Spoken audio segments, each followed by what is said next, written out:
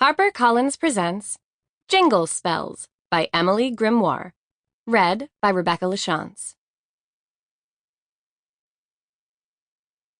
"Don't be cross, Uncle," said the nephew. "What else can I be," returned the uncle, "when I live in such a world of fools as this? Merry Christmas." Charles Dickens, A Christmas Carol. Chapter 1. Blue Christmas. The greased-up pompadours of the Elvis dancers glinted in the December sunshine. In Tokyo's Yoyogi Park, 7 men grooved and jived in a loose circle as an almost but not quite right cover of "Come On, Everybody" blared through a nearby speaker.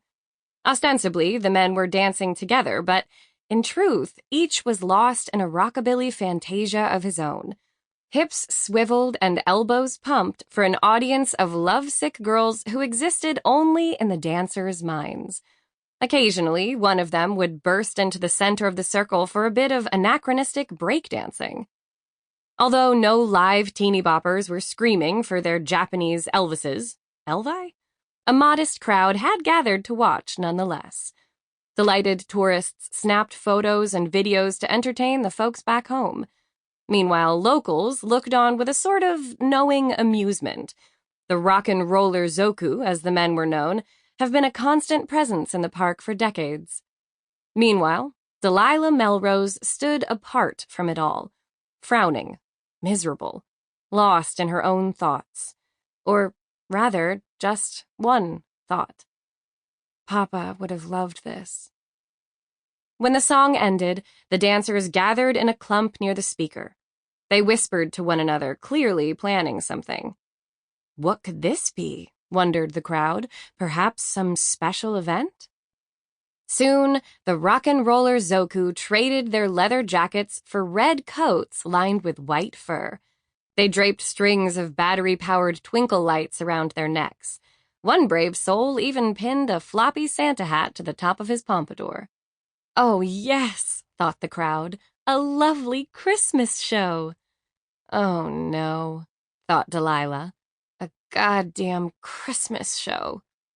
Delilah had deliberately, naively, chosen to visit East Asia in December, hoping to skip the holidays. She didn't realize that going to Tokyo to avoid Christmas is like going to Los Angeles to avoid smog. She'd traveled thousands of miles to avoid the holly jolly and found herself positively soaking in it. As the opening notes of Santa Claus is Back in Town echoed across the park, Delilah turned and fled towards Harajuku Station. Roughly wiping at her eyes with the back of her hand, she muttered, "Fucking Christmas." Delilah's misguided decision to visit Tokyo in December had been made in the worst possible way, in the middle of an argument. She was the eldest of 3 sisters. Scarlet was second, and Luna third. All 3 were witches, as was their mother, and as were all the women in their small New England town of Oak Haven. The Melrose family was something of a first among equals in the town. Their lineage dated all the way back to the town founders who'd fled Salem back in the 17th century.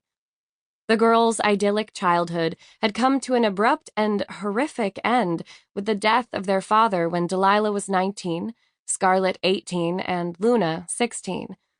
Each daughter had responded to the tragedy in her own way.